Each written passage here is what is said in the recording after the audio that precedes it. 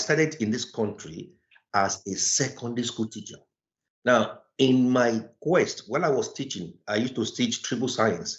I was a science teacher, and I also taught A-levels biochemistry. I taught A-level chemistry, I taught biology, and also physics. So it was during this time I began to look at the curriculum in the Western world. Do we still have the resources to be able to retrace our steps back? Because now we are talking about over 400 years of being treated as a child. Do we still have the resources to retrace our steps back? Which are these resources? Where do we go? Emancipatory concept of higher education and the transpersonal philosophy of higher education. That's it. What is emancipatory knowledge? Is to question the status quo. Is to question the dominant ideology that controls knowing and the way of knowing.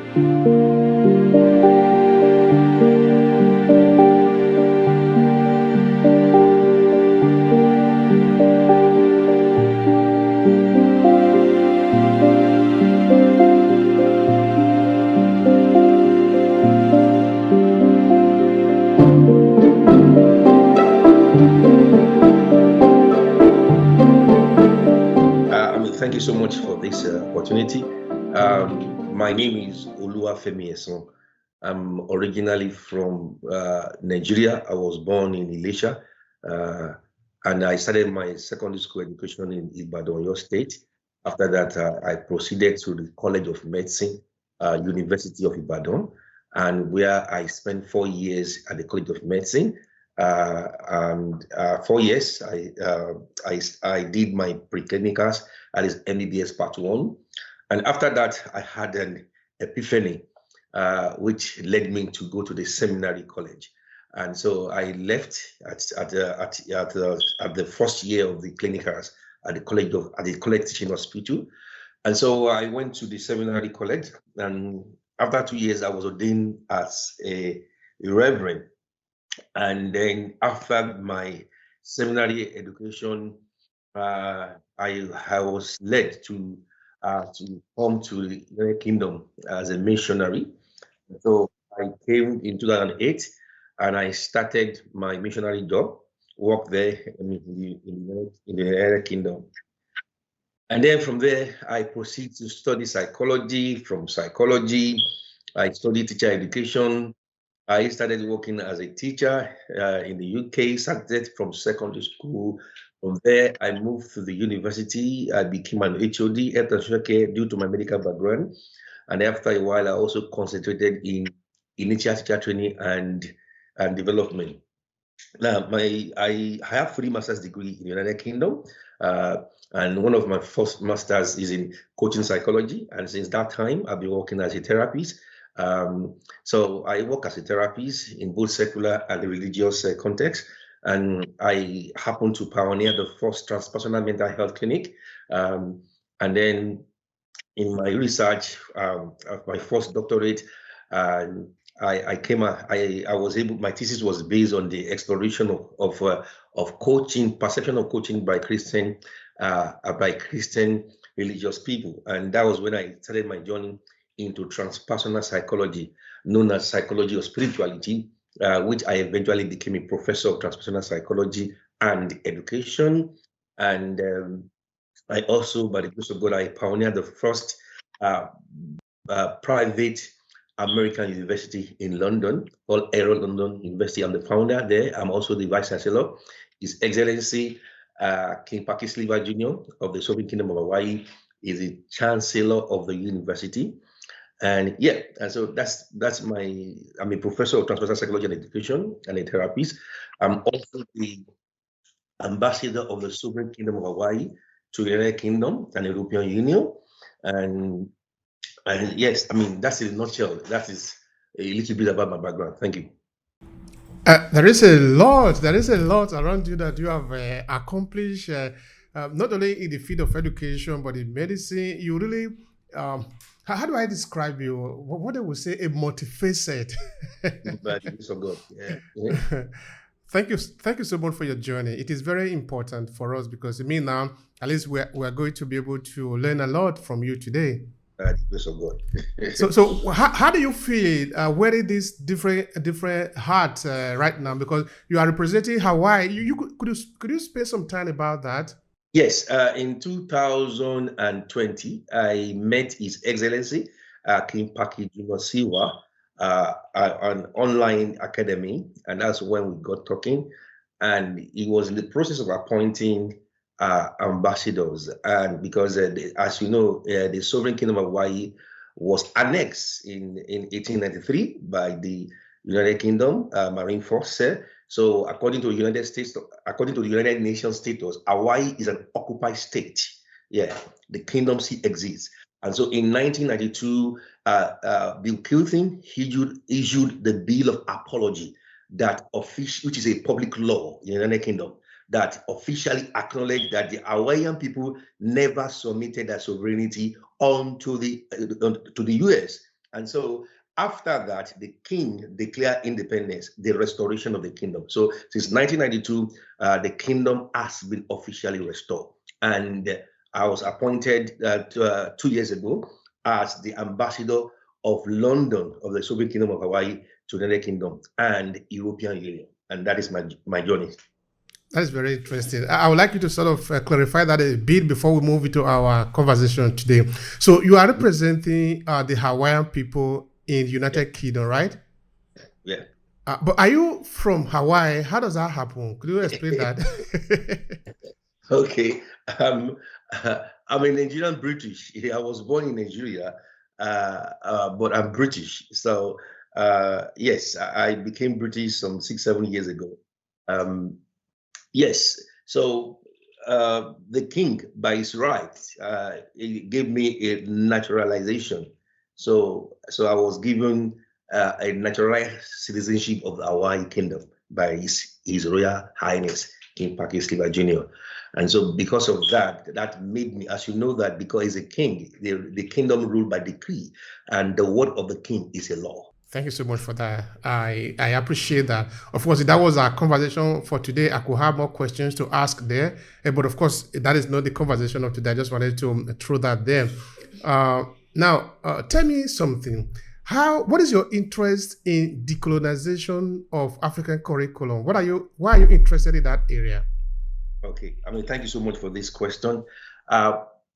See, the university, the Aero London Academy, is an academy that is established in the United Kingdom, registered academy with a British with a British curriculum.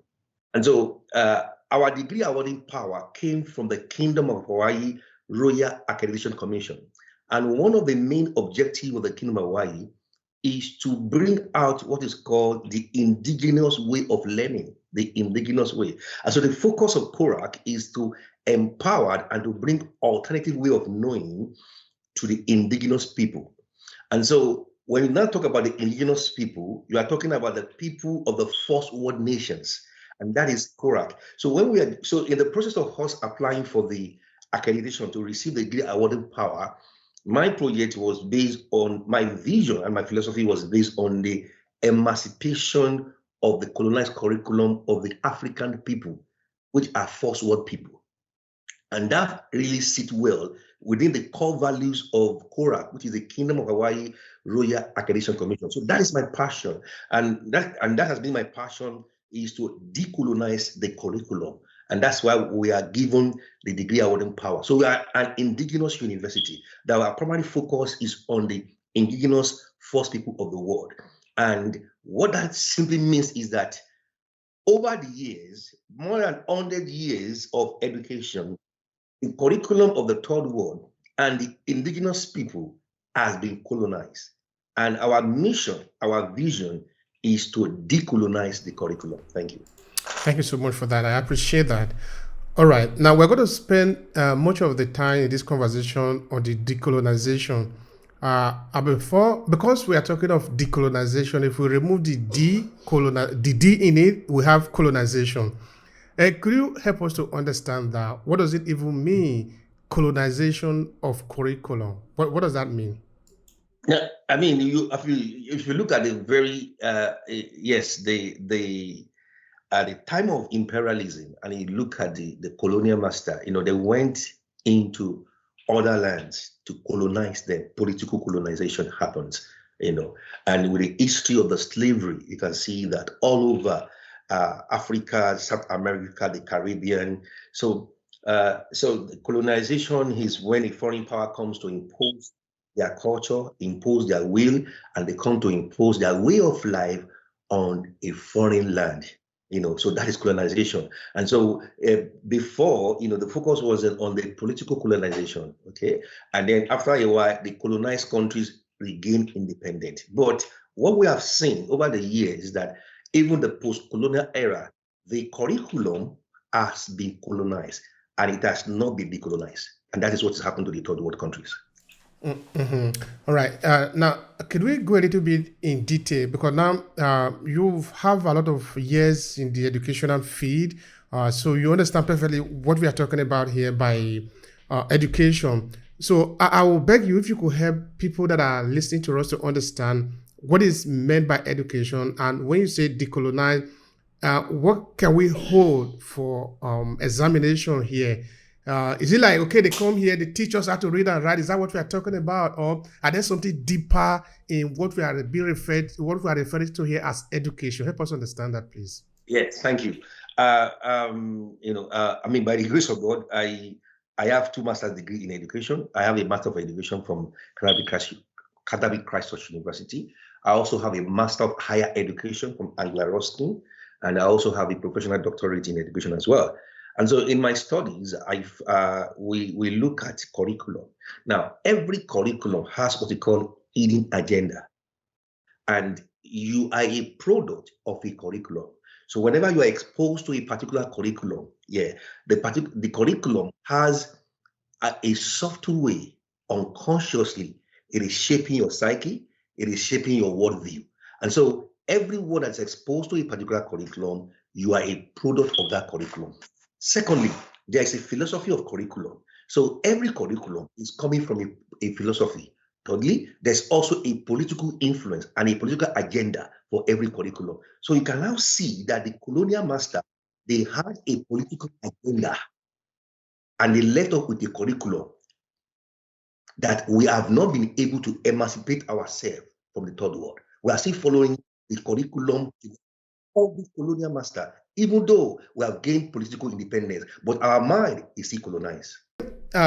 From somebody who was seeing it from afar, it might look very innocent, no? That we send children to school, they learn, now, okay, they are educated now. Okay, we put them into the society, go there and execute. But now, we don't often understand that that process that they are going through in the so-called education is configuring their head in what they are going to become. So that what they do is correspondent to how they have been designed for them. Nothing is a mistake here. All right.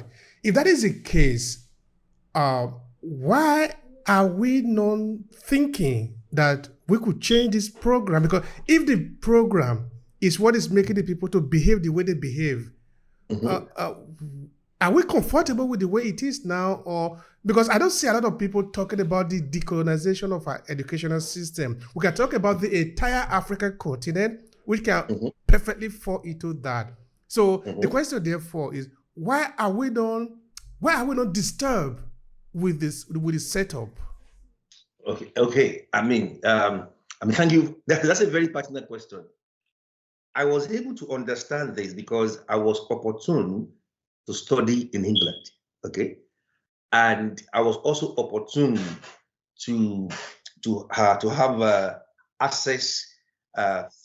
Thanks to the British government for giving me the opportunity to become British, and I was able to learn and also acquire the skills of becoming a teacher. So I started in this country as a secondary school teacher. Now, in my quest, while I was teaching, I used to teach triple science. I was a science teacher, and I also taught A-levels biochemistry. I taught A-level chemistry, I taught biology, and also physics. So it was during this time I began to look at the curriculum in the Western world. I will give an example. The Western world has philosophies, but you understand that the philosophy that's operating, which is the ideology of the Western nations, they were philosophies, especially the Greek philosophers. They are mainly philosophies that came within the cultural setting of the Western world. So, and this philosophy now become the philosophy of education. But that philosophy is coming from the cultural fabric of the Western world. Now, and that philosophy was now taken as part of the colonization agenda to the colonized nations. Now, imagine when a concept, a philosophy is coming from a foreign nation that completely disregard our indigenous psychology and cultural way of knowing, does that respect us? That's my question. Yeah, it's obvious it doesn't respect us. In fact, it shouldn't. It was never designed to respect us. Oftentimes, people misunderstand education on that it is innocent, that it is neutral, that it is general, that okay, everybody have access to it. Then when you finish, people generally look at it as light. Yeah, it is light, but it depends on what is the agenda behind it. No, so that it was never really neutral in Africa. And thank you for saying that, because if it is light, which is actually the way it's supposed to be, it means now that you as a colonizer is giving me light. But how can you give me light? If you give me light, I'm not going to follow you anymore. So it will even be very common sense, no? So I don't know if you could spend a bit more time in that philosophy that you make mention of. How do we get that philosophy into the school? What tangible thing can we hold there in terms of the curriculum? Okay, so if, for example, there is what you call, if you look at um, the cultural identity of the third world, the first world nation. Every first world nation, before the colonized invasion came to the first world nation, they have their own way of knowing. That is, they have their what we call their cultural way of knowing. And then from the socio-cultural theory of learning, it says that culture is also the bedrock for knowledge. Now imagine over the years, and I mean one of the most interesting and very funny thing when they say Columbus discovered Africa. How can you discover what is already in existence? Hello, sir. So before the colonial master came to us, the first world people, the indigenous people, they have their own way of knowing, which is their own way of education. And if you are talking about civilization, me and you will know it started in Africa, Egypt. So what are we talking about? So the African people, the indigenous people, they already have their way of knowing. And that is their indigenous psychology. So when the colonial master came and brought their philosophy of education and imposed it on the colonized nations, they disregard totally our indigenous psychology. And that is the beginning of the next curriculum. All right. Thank you so much for that. Now, because you have a good understanding of the Western educational system, because you have been trained there, and you also understand the African educational system because you are originally from Nigeria, please permit me to ask, how old were you before you left Nigeria? Yeah, so I was in my early 30s. Okay, you're already mature now, early 30. That is, you're already a man before you left Nigeria. So you can. I'm going to ask you this question. Tell me, what is education in your culture, where you are coming from in Nigeria? Use that to help us understand what is the philosophy of education that we're talking about here. I mean, that of your people. Yeah, so I'm a Yoruba man. If you can see from my name, I'm Oluwafemi Esan, and I was born in Ilisa, Osun State, and that was where I was born. So I was also born into a Christian family, and that's why my middle name is Emmanuel. My late grandmother, my maternal grandmother rather, always give us an English Christian name, you know. And by the way, even the Christianity that was brought to us is also a colonized religion. So in my culture, as a Yoruba boy, the Yoruba have different way of educating the child. And so they have values. and they have philosophies of education. For example, one of the fundamental philosophy of the Yoruba indigenous identity is spirituality. Now, the Western culture and the Western philosophy of education completely excluded our spiritual identity as part of who we are. And so they brought an education system that completely, disregard the indigenous spirituality of my people. And once you erode our identity, then you are able to colonize our mentality. I'll say it again. Once our identity is eroded, you are able to colonize our mentality. But the day we discover our true identity, we will remove the shackle off our neck by ourselves. And that is what I call spiritual and intellectual emancipation. Thank you for that. Now, I want us to look for a way to come back to Europe and try to understand the thinking of the European man in designing the curriculum that they brought to Africa. Can we say that they don't know the implication of what they were doing? Like, because if somebody is listening to you and understanding what you're saying, it essentially means that this program that is being designed and given to children is going to positively condition the children the type of adult they are going to be tomorrow. Yes. If this is, I'll give you an example. When we are in early years in Africa, okay, in early years, before our pre-nursery, the nursery education, when they introduce the alphabet to us, okay, they will say to us, "Hey for apple." What's this? The apple they are referring to is a foreign apple. There is no apple in my backyard. There is no apple in my environment. So from that early years education, you are already conditioning my thinking to be looking for apple from a foreign land. And that's where the foundation of this mental condition we call, if it is not white, it's not right. And we are still suffering from it. Even with our PhD graduate, we are still suffering for it. And that damage was done from our early years education. Instead of you to give me an alphabet that will relate to my socio-cultural environment, that I'll be able to apply that knowledge to my indigenous psychology. Thank you. Thank you so much for that. I'm very happy that you point that out. And those are really, very important.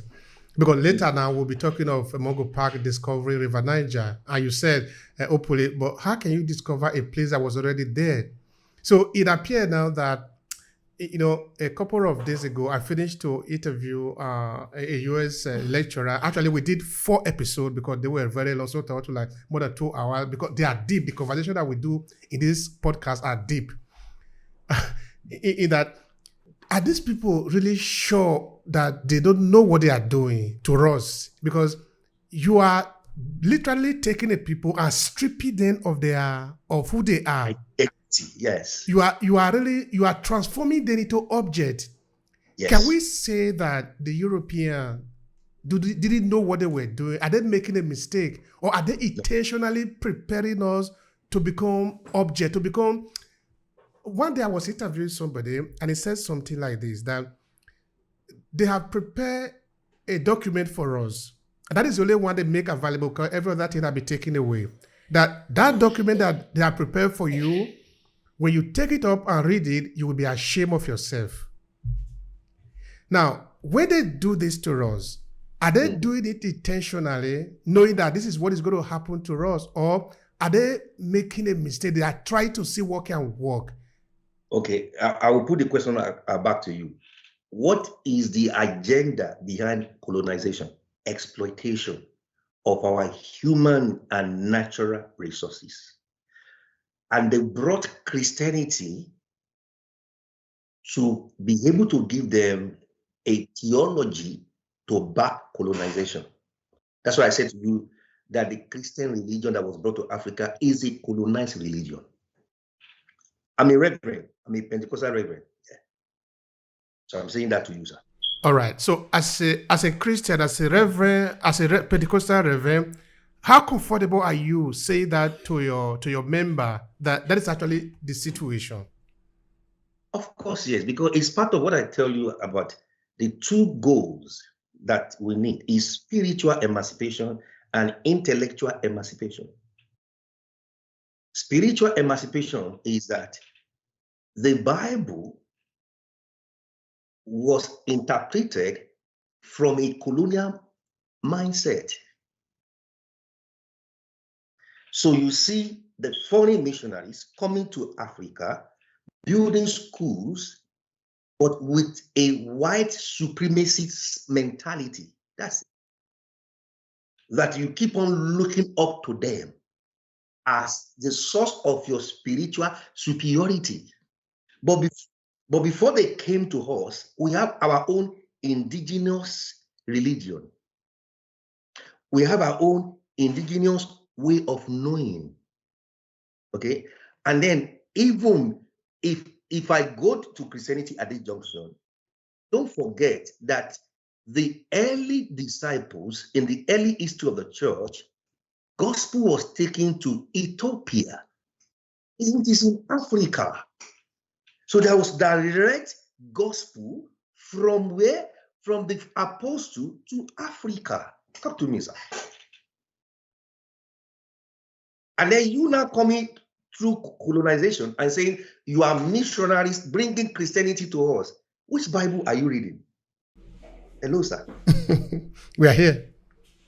So that goes again to Mungo Park discovering River Niger that has been in existence. So Christianity has been in existence before colonization.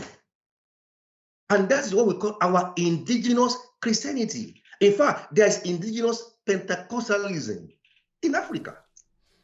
That's it. All right, we could really extend the line of the Bible and Christianity for as long as you want, but maybe that will that might be a little bit hot here but we do that, we really do that. Okay, now let's just take a snippet of that. Then we'll come back to education. But of course, it's not really far away from education. It's the same. It's one and the same. The missionary, the politics, the NGO, all of them, they are the same. They are working for the same objective anyway.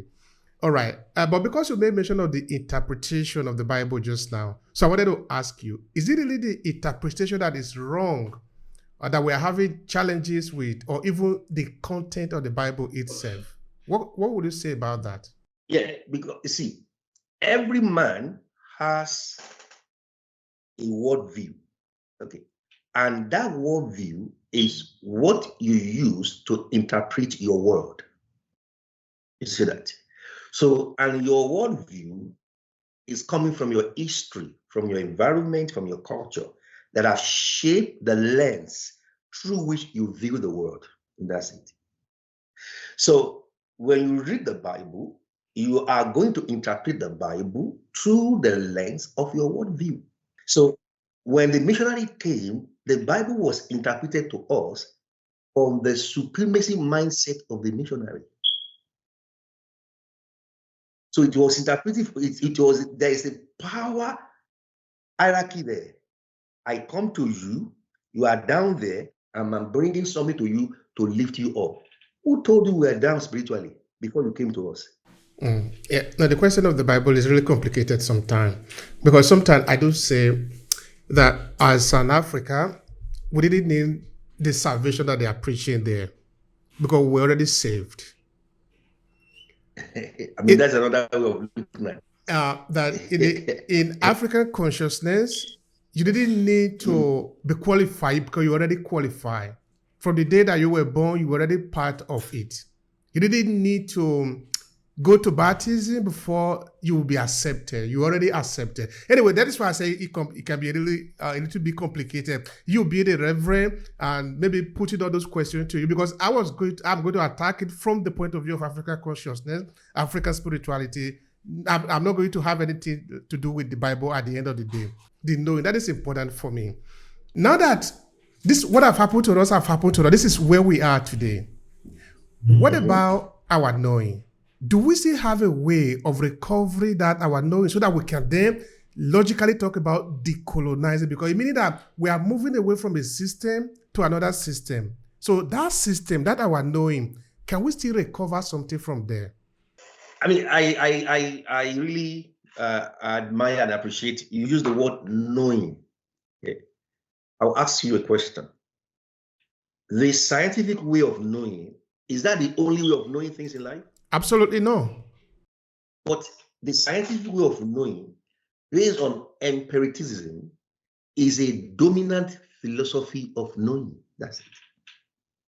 Again, when the colonial master came, they imposed that scientific way of knowing on us, and then they disregard our alternative way of knowing. And over the years of colonization, which is also generational, the indigenous people has been able, the damage has been done to our psyche that we are so much colonized in our knowing that if anything that we come to know, if it does not fall within the Cartesian way of knowing, which is the empirical evidences, then to us it's no more knowledge. I want to reframe that question. But do we still have the resources to be able to retrace our steps back? Because now we are talking about over 400 years of being treated as a child. Yeah. Do we still have the resources to retrace our steps back? Which are these resources? Where do we go? Yeah, we have the resources because the resources has always been there. And what is that resources? The resources is our indigenous identity. See there, our indigenous identity. See, your identity influences your mentality, and your mentality controls your ability. I will say it again. Your identity influences your mentality, and your mentality controls your ability. Okay, now we are living in a time that is maybe different from the time that, you see, life was never supposed to stop. It's never going to stop anyway. So at a point, we met the European, so they sort of stop us so that we drop everything that we have known, our understanding, our knowing, our consciousness somehow have been suspended. It was beaten out of us. Let me give you an instance. When I was going to school, in primary school in Nigeria, I would be flogged for speaking Esan, which is my language. For daring to speak Esan, which is, of course, in the colloquial of education called vernacular, I would be disciplined, I would be flogged. Yeah. But if you are flogging me for speaking my language, should I love that language or should I hate it? Sir, that was a complete agenda to eradicate your cultural identity. That's it. Once your identity is destroyed, your mentality is destroyed, your ability is also destroyed. Your identity is the foundation for your emancipation. So that somebody now can look at the, let's take out Nigeria, for example, because, okay, both of us, we are coming from Nigeria now. We care about our country. I don't need anybody to tell me that one. I care about my country. Even no matter the kind of crisis that is there, it's still my country. Yeah. So that somebody can just stay from the upstairs and look at the Nigeria theme, the Nigeria atmosphere, and say, okay, it's not a coincidence. This is how it has been designed to be. The colonial masters, when they left off, when they gave us political independence, there was no training in political leadership. There was no training. The colonial master left us untrained, unprepared for the challenges of the post-colonial era. Why was that? So that we can become mentally and economically dependent on them. So you colonized me, and you did not mentor me, you did not train me, you did not prepare me for the post-colonial era. And now you are telling me I'm failing. Why would I fail? Because I was already set up for failure. That's what you did. And I do ask people in my African country this question. I said, the colonial master gave you a curriculum. Do you think that curriculum will enable you to think like them? Talk to me. Do you think it was possible for them to allow the people to grow on their own. And maybe because I never understand what is the design of colonialism in that, because somebody will say the idea that they came here to help, because that is how European will do the narrative that they came to Africa to help the African people. Okay. But if you want to help me, you are going to even ask me what I need. No, you don't need to design the program in Paris and come to Nigeria and execute, because you don't know what I want. Thank you. So now, yeah, you please. see that in the philosophy of curriculum, in the principle of a curriculum, before a curriculum is designed, the first stage before a curriculum is designed is to conduct need analysis. That's it. From the need analysis to look for shortage of skill, knowledge, or attitude. Don't forget, those are the three components of learning. You can learn what? Skill, acquire, knowledge, and attitude. So before a new curriculum is designed, you have to conduct the need analysis. Now ask me, did the colonial master conduct any need analysis in Africa before they came to impose their colonial philosophy of education on us? Not at all. I rest my case. Okay, now decolonization. What are the strategy? What chances do we even have of able to? Because now we are talking of over 500 years of being colonized, and now we want to come out of that trap. How easy it is? Are we going to do this maybe in 50 years, in 200 years, in another 500 years? Or is something that can happen just overnight? We just, okay, yeah, tomorrow is done. Tell me, what is your... Use the word overnight, okay? That's when they asked me this question some few months ago. I said, there are two solutions to the colonized mind. Number one, the colonized mind need intellectual emancipation. Number two, the colonized mind also need spiritual emancipation. Now, with spiritual emancipation, you can be delivered overnight.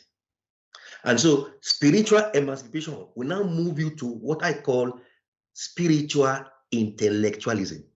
Yeah, you need to explain that perhaps. Okay, I'll give you the example.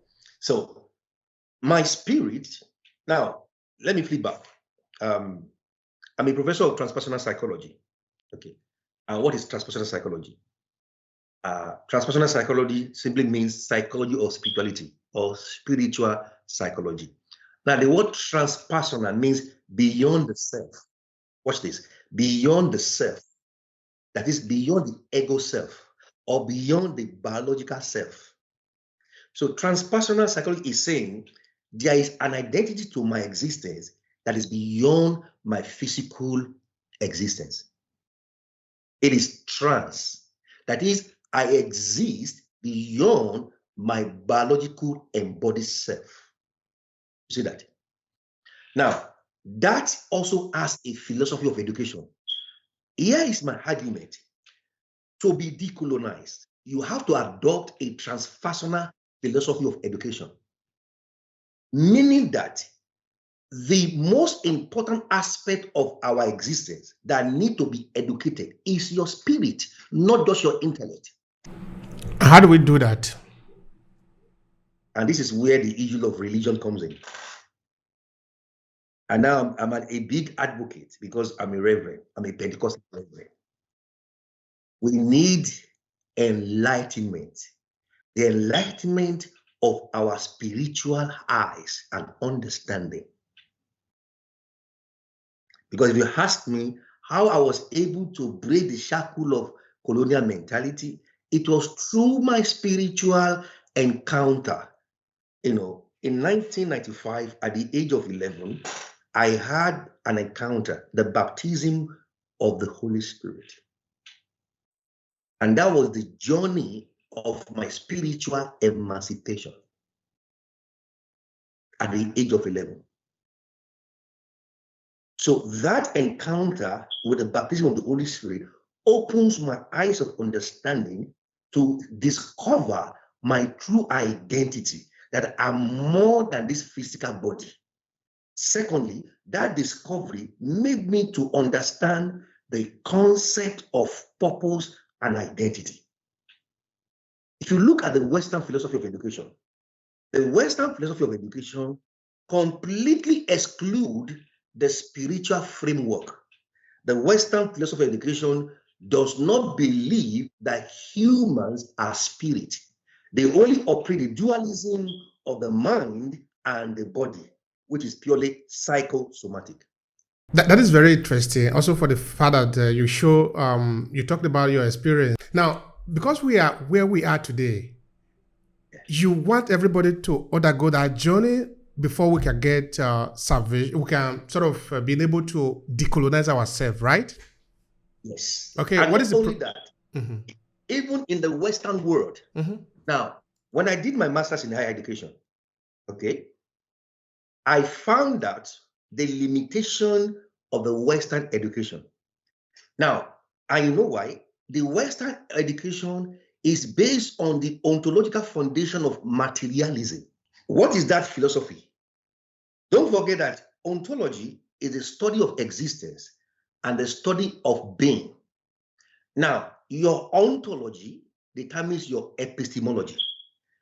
Your epistemology is a study of nature of knowledge and how to know. Now, the dominant Western philosophy of education is based on the ontology of materialism, which is a fundamental limitation.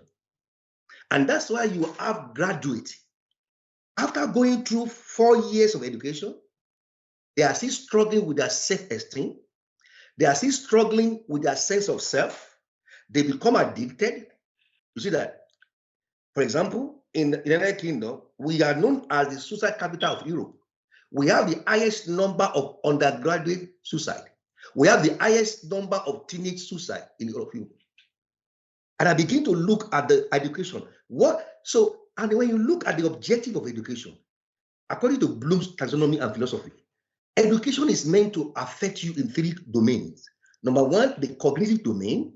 Number 2, the affective domain, and the psychomotor domain. Now, the cognitive domain has been the focus of the Western education. And so you have people with growth in their intellectual capacity. But the affective domain is where their social and emotional learning. In the affective domain is where you develop your value system, your self-esteem. Western education has failed in that affective domain. Okay, now this is the type of education that I understand at home. Actually, at one point, that was 2010, I wrote a book that I titled "The Development in Africa, My Hands Are Clean." The thesis of the book was that we need to look for what is our responsibility in what is happening to us. We cannot simply blame other people. Other people might be responsible for their own part, but we're also responsible for our part too. Yeah. Then at the point I was talking about development, I would say that development should be nothing more than using the local resources for the benefit of the local people. Which is to say that by traditional education, you were supposed to know your role and your purpose in the society because you are part of your culture and the culture is educating you. Of course, I'm not talking of Western education in Nigeria. I'm talking of the traditional educational system.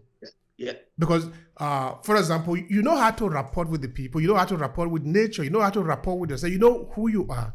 These are basic. Of course, you never go to any class to study this.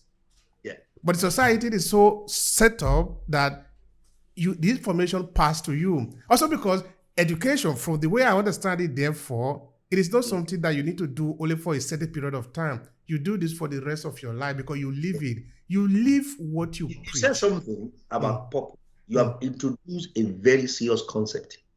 In my Yoruba traditional education, based on the Ifa theology, when a child is born, and this cultural belief system is also found in Judaism and also found in Islam.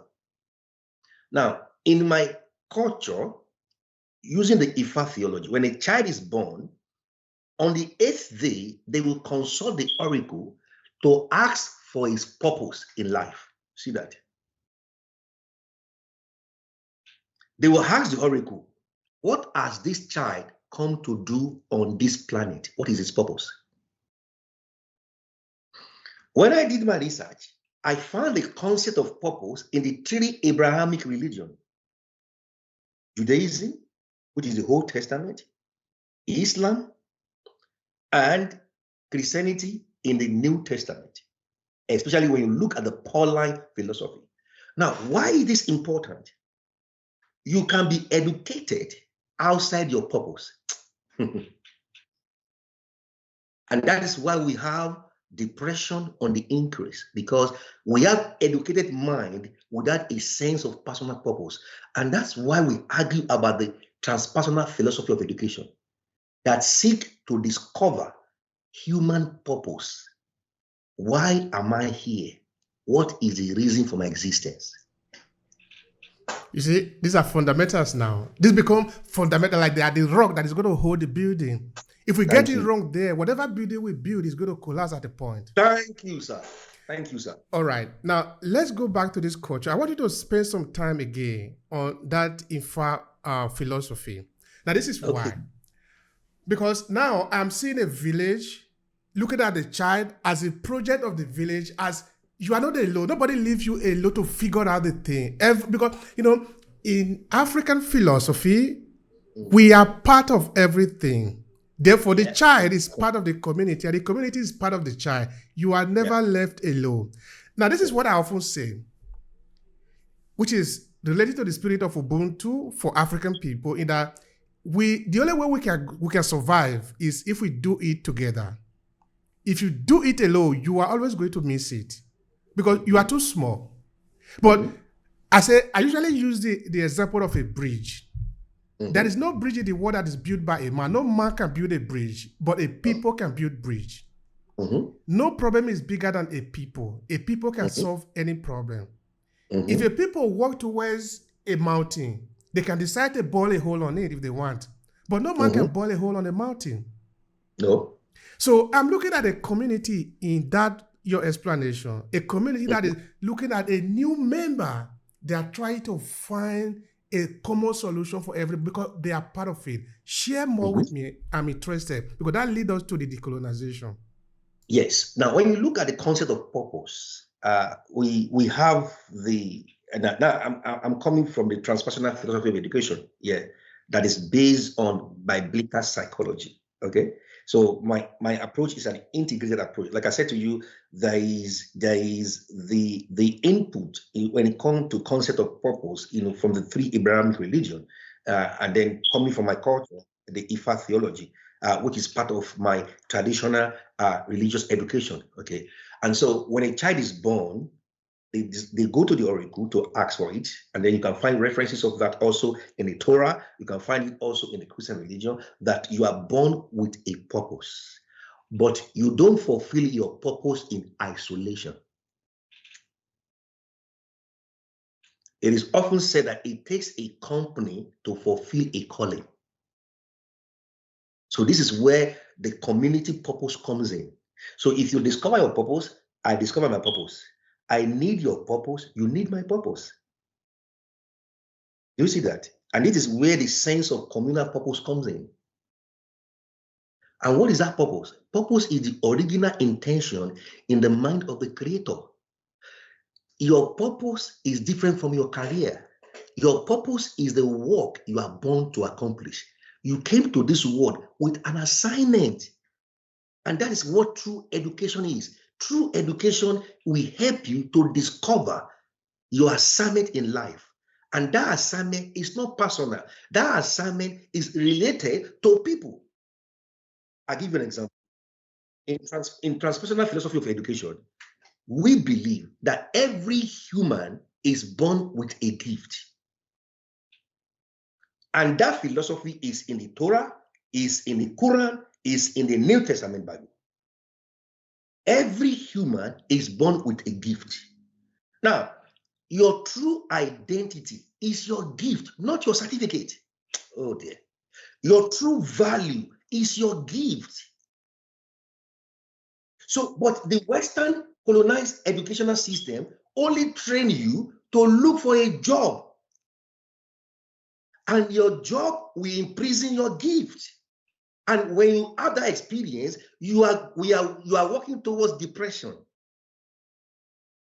And that's why you have people with PhD with millions in the bank and they are still depressed. In fact, World Health Organization state that in the next 6 years, the number one health issue in the whole world, both in the developed world and developing world, is depression. Anyway, and that's what led me in my thesis to establish transpersonal mental health philosophy, approaching mental health from spiritual emancipation. Thank you so much. In fact, I'm already happy that we already have something to work with now. It means that all is not lost. Yes. In fact, a couple of days ago, the professor was talking to you about just now. We did an entire episode of more than 2 hours talking about personhood, which is different from the way that the Western society will look at a human being as an object, as an article that need to be categorized. Yes. But by your explanation and looking at the Ifa theology, we can see that individual is not seen just as an object. No. All of us belong. The Ubuntu philosophy, therefore, is not just a fancy saying, is life. We live it. That is how we live. That is our life. Yeah. What can we take from that to sort of rebuild our curriculum? How can we put that into our university? Thank you. Yes, thank you. I will use this opportunity to tell you our university from Korak, that is the Kingdom of Hawaii Royal Catholic Commission, is based on the emancipatory concept of higher education and the transpersonal philosophy of higher education. That's it. What is emancipatory knowledge? Is to question the status quo, is to question the dominant ideology that controls knowing and the way of knowing. Now, the transpersonal philosophy is based on self-discovery, purpose, and your gift. Self-discovery, your self-identity, your purpose, that is your reason for existence, and your gift. So, in conclusion, just to summarize it because of time, the purpose of education is to lead you to the discovery of your gift and talent that the Creator have sent you to deliver for humanity. And you also said something important there, that by this gift or the purpose for which you exist is not just for your personal ego. No, Let me give you an example. Thank you, sir. Have you ever seen a mango tree eating its own mango? That is it. I'm going to write that down. See that? The mango tree has a gift. What is the gift? The mango fruit. 2, have you ever seen a mango tree when it's ripened? Have you ever seen it taking its mango to the market? Not at all. Sir, never. No. When the season comes and it's mature, people will break fences to pluck the mango fruit and take it to the market. Now, that is true education. Education is meant to refine your mango fruit. According to the Torah philosophy of education, it said the gift of a man, that is the mango fruit of a man, will make room for the man. It is your gift that make room for you in the systems of the world, not your certificate. How I wish we are saying this every day in Nigeria. How I wish.